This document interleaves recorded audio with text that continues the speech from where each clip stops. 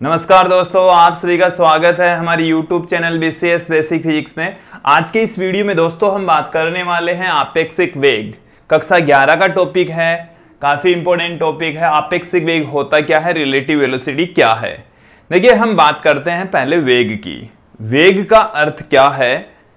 वेग का मतलब यह है कि पिंड का जो विस्थापन है वो समय के सापेक्ष वो किस तरीके से बदलता है। इसका मतलब जो स्थिति है वो किस तरीके से परिवर्तित होती है, उसी को ही हम वेग कहते हैं दोस्तों।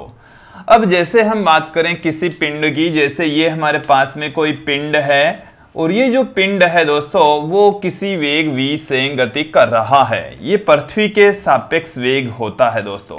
एक बार इस बात को सुन लीजिए, समझ लीजिए। ये जो पिंड है, जब हम इसकी ऐसे बात करते हैं कि पिंड v वेग से गति कर रहा है, इसका मतलब है कि उसका पृथ्वी के सापेक्ष वेग v होता है। तो किसी भी पिंड की जब हम वेग की बात करते हैं, इसका अर्थ यह है कि वो पिंड है वो पृथ्वी के सापेक्ष किस वेग से गतिमान अवस्था में है, किस वेग से वो गति कर रहा है दोस्तों। किसी भी पिंड का जो वेग होता है, जब भी हम परिभाषित करते हैं, किसी वेग की बात करते हैं, तो किसी दूसरे पिंड के सापेक्ष वेग होता है। इसका मतलब ये हुआ कि पिंड का जो वेग होता है वो निरपेक्ष वेग नहीं हो सकता, सापेक्ष वेग होता है। एक पिंड के रेस्पेक्ट दूसरे पिंड का वेग होता है दोस्तों। तो जो एक पिंड के सापेक्ष जो वेग होता है दूसरे पिंड का, उसी को ही हम आपेक्षिक वेग कहते हैं दोस्तों। तो एक पिंड के सापेक्ष दूसरे पिंड का जो वेग होता है, एक पिंड को यदि हम स्थिर मानकर दूसरे पिंड की वेलोसिटी को देखें तो उसी वेग को हम आपेक्षिक वेग कहते हैं। मैं आपको कुछ एग्जांपल देता हूं जिससे हम आपेक्षिक वेग बेटर तरीके से समझ पाएंगे दोस्तों। जैसे हम ट्रेन में गति कर रहे हैं, ट्रेन में गति करते हैं या बहुत तेजी से चलने वाली बस में गति कर रहे हैं, तब हमारे को उसके पास में खड़े, रेलवे ट्रैक के पास में खड़े पेड़ पौधे हैं वो पीछे की ओर गति करते हुए नजर आएंगे। जैसे हम इधर से जा रहे हैं ट्रेन में बैठकर, तो जो पास में खड़े जो पेड़ पौधे हैं वो हमारे को पीछे की ओर गति करते हुए नजर आएंगे। जो मकान है वो पीछे की ओर गति करते हुए नजर आएंगे दोस्तों। जबकि हम जानते हैं कि पेड़ पौधे गति नहीं करते, पेड़ पौधे स्थिर अवस्था में है, मकान स्थिर अवस्था में है, हम गति कर रहे हैं जबकि वो गति करते हुए नजर आते हैं। उसके पीछे रीजन देखिए दोस्तों, हमारे सापेक्ष हम खुद गति कर रहे हैं और हमने अपना वेग ले लिया 0। हम बस में बैठे हैं, ट्रेन में बैठे हैं, अपना वेग हो गया 0। अब हमारे रेस्पेक्ट जो पेड़ पौधे हैं वो हमारे को पीछे की ओर गति करते हुए नजर आएंगे, जबकि वास्तव में यह है कि पेड़ पौधे कभी गति नहीं करते। पृथ्वी के सापेक्ष उनकी जो वेलोसिटी है वो 0 है। तो जब हम आपेक्षिक वेग की बात करें तो ट्रेन के सापेक्ष पेड़ पौधों का जो वेग होता है वो पीछे की ओर होता है। जैसे ट्रेन इधर जा रही है तो पीछे की ओर उसकी विपरीत दिशा में, जिधर ट्रेन गति करी उसकी विपरीत दिशा में पेड़ पौधे गति करते हुए नजर आएंगे दोस्तों। तो ट्रेन के सापेक्ष वो पेड़ पौधों का वेग होता है, जिसको हम उसका आपेक्षिक वेग कहते हैं दोस्तों। अब जैसे मैं बात करूं कि जो ट्रेन है, ट्रेन का जो वेग है, ट्रेन का वेग हम कंसीडर कर लेते हैं दोस्तों कि 60 किलोमीटर प्रति घंटे की रफ्तार से ट्रेन चल रही है। ट्रेन इस डायरेक्शन में जा रही है दोस्तों, और यहां पर खड़ा जो पेड़ है वो हमारे को पीछे की ओर गति करता हुआ नजर आएगा। यदि ये इधर जा रहा है, ट्रेन इधर जा रही है, तो ये जो पेड़ है वो पीछे की ओर गति करता हुआ नजर आएगा, और उसके पीछे रीजन है आपेक्षिक वेग। कुछ और एग्जांपल देता हूं दोस्तों आप लोगों को।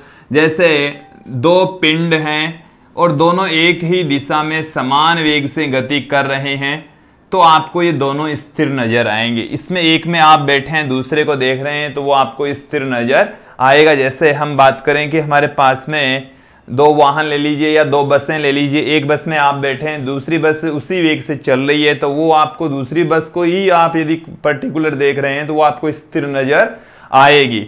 और कई बार ऐसा भी होता है कि यदि आप जिस बस में बैठे हैं उसके पास से गुजरने वाली बस की वेलोसिटी ज्यादा है तो वो आपको बहुत तेजी से गति कर रही है, बट यहां से आप इस बस को देखेंगे तो वो धीरे धीरे धीरे गति करती हुई नजर आएगी दोस्तों। और यदि आप वाले वाहन का जो वेग है वो यदि ज्यादा, इसका वेग कम है, तो ये पीछे की ओर गति करता हुआ नजर आएगा, जबकि हम जानते हैं कि ये वाहन भी उसी दिशा में ही गति कर रहा है, दोनों की डायरेक्शन एक ही है। तो इस तरीके से हमारे को आपेक्ष गति प्रतीत होती कुछ एग्जाम्पल्स में। इसके साथ में दोस्तों हम बात करें, जब दो वाहन एक दूसरे की विपरीत दिशा में गति करते हैं तो उनकी वेलोसिटी काफी तेजी से तेज प्रतीत होती है दोस्तों। अब यहां पर हम रिलेटिव वेलोसिटी के कुछ फॉर्मूले आप लोगों को बताने वाले हैं। देखिए किस दोस्तों, आपेक्षिक वेग को समझने के लिए हम यहां पर दो पिंड लेकर चलेंगे, दोनों का यहां पर नाम दे देंगे दोस्तों, माना दो वस्तुएं हैं,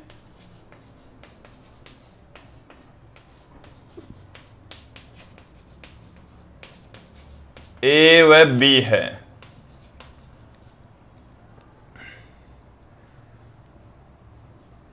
दोनों पिंड धनात्मक अक्ष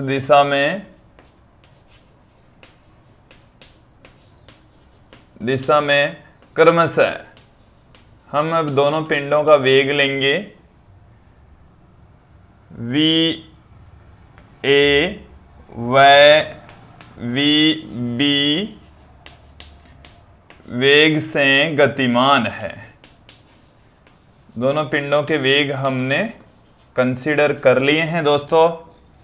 देखिए हम यदि इस तरीके से लेकर चलें कि इधर ये धनात्मक एक्सिस है, इधर ये वाई एक्सिस है, हमने यहां पर जो पिंड है उनकी वेलोसिटी इधर दिखा दी है। एक पिंड का जो वेग है, जैसे ये पिंड ए है, दूसरा वाला पिंड बी है, इसकी वेलोसिटी वी ए है, दूसरे पिंड की जो वेलोसिटी है वो है वी बी। दो पिंड है दोस्तों और दोनों पिंड एक दूसरे के समांतर गति कर रहे हैं। दोनों के बीच का जो एंगल है वो 0 डिग्री है, एक ही दिशा में गति कर रहे हैं। इनकी वेलोसिटी भिन्न भिन्न हो सकती है दोस्तों। तो एक पिंड वाला जो, यदि यहां पर जो प्रेक्षक है, देखने वाला है, वो इस पिंड पर बैठा हो तो वो इस पिंड की गति के बारे में देखेगा, इसका वेग देखेगा। तो इसका जो भी वेग होगा वो इसके सापेक्ष होगा। तो बी का जब हम इसके रेस्पेक्ट देखेंगे तो बी का देखेंगे। यहां पर प्रेक्षक है तो हम इसके सापेक्ष इसका वेग देखेंगे कि जिस पर प्रेक्षक बैठा है, देखने वाला बैठा है, उसके सापेक्ष गतिमान पिंड का वेग देखा जाता है।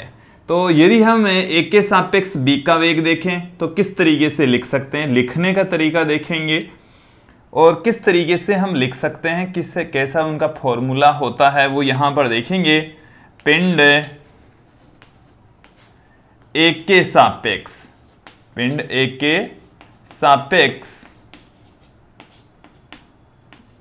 बी का वेग, या हम ये कह सकते हैं पिंड बी का आपेक्षिक वेग।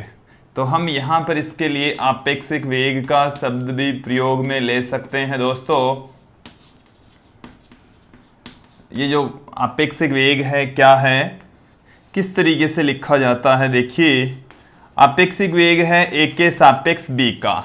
तो इस तरीके से लिखेंगे दोस्तों, ए के सापेक्ष बी का, तो वी बी ए से लिखेंगे, वी बी ए से इसको लिखा जाएगा। ए के सापेक्ष बी का आपेक्षिक वेग कहलाता है, ए के सापेक्ष बी का वेग कहलाता है। इसको हम इस तरीके से लिखेंगे V B minus V A. जैसे ये इधर वी बी वेग से गति कर रहा है, ये वी ए वेग से गति कर रहा है, तो इसको ये वाला जो पिंड है, बी पिंड है, वो V B minus V A वेग से गति करता हुआ नजर आएगा। और जो हमारे पास में आपेक्षिक वेग का फॉर्मूला है वो यही होगा दोस्तों। यदि हम ये बात करें कि जो पिंड बी है उसके सापेक्ष ए का आपेक्षिक वेग, इसके रेस्पेक्ट इसका आपेक्षिक वेग जब देखा जाएगा तो उसको किस तरीके से लिखेंगे, देखिए दोस्तों, पिंड बी के सापेक्ष, पिंड बी के सापेक्ष ए का आपेक्षिक वेग या सापेक्ष वेग तो उसको हम लिखेंगे दोस्तों VAB से, B के सापेक्ष A का आपेक्षिक वेग, B के रेस्पेक्ट है, A का है, तो उसको हम लिखेंगे VA minus VB, VA minus VB। तो देखिए दोस्तों, जिसके रेस्पेक्ट B के रेस्पेक्ट A का है ये, तो B के रेस्पेक्ट A का है तो A वाले में से B वाला घटा देंगे, और A के रेस्पेक्ट B का है तो B वाले में से A वाला घटा देंगे। वैसे मेन फॉर्मूला आप लोगों को इस तरीके से एक ध्यान में रखना है। अब देखिए दोस्तों, इसमें कुछ कंडीशंस आप लोगों को समझनी है। पहली स्थिति में आप लोगों को बता रहा हूं, पहली जो स्थिति है, जब दोनों पिंडों का वेग समान हो, जब दोनों पिंडों का वेग समान हो और एक ही दिशा में गतिमान हो, वेग समान हो, तो देखिए दोस्तों, यहां पर VAB और VBA को तो हम लिखेंगे VA माइनस VB और VBA को लिखेंगे VB माइनस VA। यदि दोनों का वेग समान है तो इनका आपेक्षिक वेग 0 होगा। इसका मतलब क्या है दोस्तों, समझना, ये आपके पास में पिंड A है, ये पिंड B है, दोनों की जो वेलोसिटी सेम है, और यदि यहां पर आप बैठे हुए हैं तो इस पिंड को आप जब देखेंगे, दूसरे वाले पिंड को, तो ये वाला पिंड आपको स्थिर नजर आएगा, ये आपको शून्य वेग से गति करता हुआ नजर आएगा, मतलब स्थिर नजर आएगा।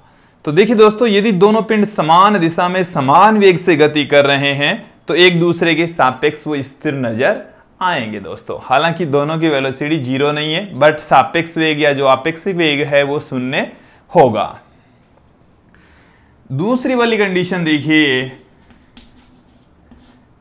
स्थिति सेकंड हम लेकर चल रहे हैं कि दोनों में से, देखिए दोस्तों, किसी भी एक पिंड की वेलोसिटी ज्यादा, दूसरे पिंड की वेलोसिटी कम। जब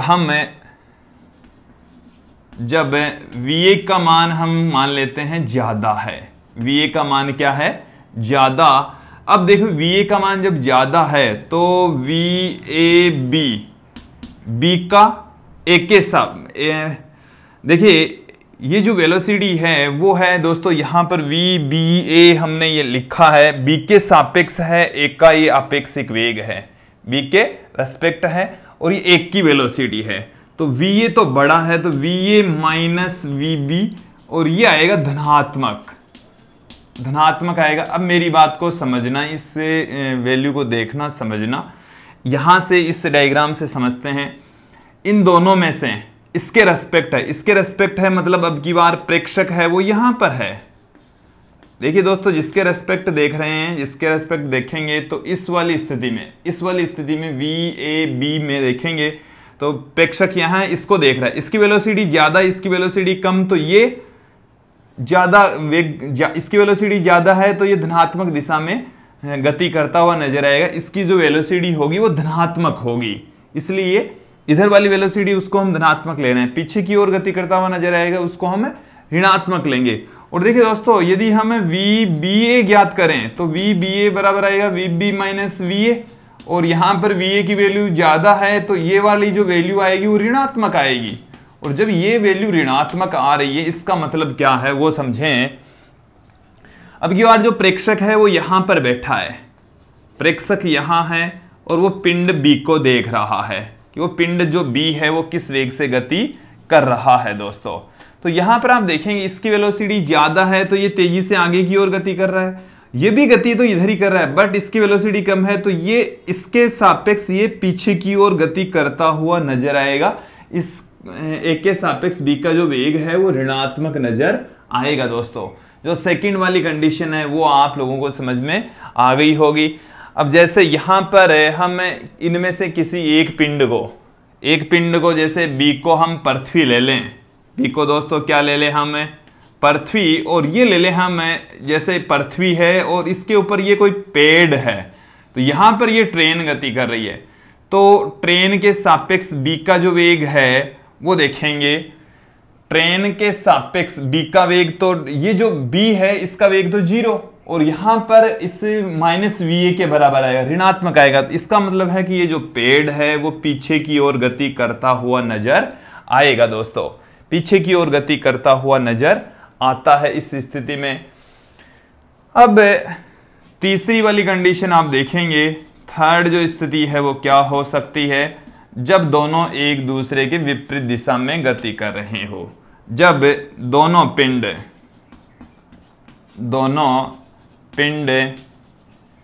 एक दूसरे की विपरीत दिशा में गति करें, एक दूसरे की विपरीत दिशा में गति करें, दोनों एक दूसरे की अपोजिट डायरेक्शन में यदि गति कर रहे हैं, तो देखिए दोस्तों यहां पर आप क्या करेंगे, जो यहां पर आपके पास में फॉर्मूला है, जैसे मान लीजिए कि जो वी है उसका वेग तो इधर है, वी का वेग इधर है, तब इसको हम माइनस में लेंगे तो ये माइनस माइनस प्लस हो जाएगा उस कंडीशन में। तो देखिए दोस्तों जो VAB है उसको हम इस तरीके से लिखते आए हैं, VA माइनस VB, और यहां पर ये हो जाएगा, यदि मान लीजिए कि दोस्तों कि दोनों में से किसी एक वेग को आप, जैसे दोनों ही इधर इस दिशा में गति करते हैं तब तो ये वाला फॉर्मूला होता है, और जब हम ये कंसीडर कर लें कि ए तो इधर गतिशील है धनात्मक दिशा में और बी ऋणात्मक दिशा में गतिशील है, तो ये माइनस में हो जाएगा, माइनस माइनस यहां पर विद्यार्थियों प्लस हो जाएगा, यहां पर जो वेग का फॉर्मूला आएगा अपेक्षित वेग का वो ये आएगा। और जब हम VBA की बात करें तो VBA का फॉर्मूला होता है VB minus VA, VB minus VA होता है, और जब B इधर की दिशा में गतिशील है तो ये भी माइनस में हो जाएगा, और माइनस में VA प्लस में VB आ जाएगा, माइनस में VA प्लस VB। तो जब दो पिंड एक दूसरे की विपरीत दिशा में गति करते हैं, एक दूसरे के अपोजिट डायरेक्शन में गतिशील होते हैं, तो उनका आपेक्षिक वेग जुड़ जाएगा, हो सकता है वो धनात्मक दिशा में हो सकता है वो ऋणात्मक दिशा में हो, वो उनकी गति के ऊपर डिपेंड करेगा। दोस्तों मुझे उम्मीद है आप लोगों को ये जो आपेक्षिक वेग का टॉपिक है अच्छे समझ में आया होगा।